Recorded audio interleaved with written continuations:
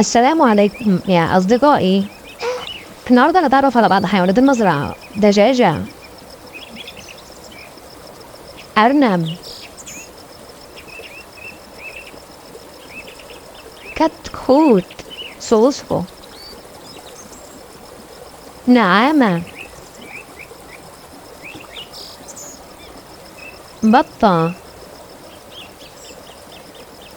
إيه، وزة،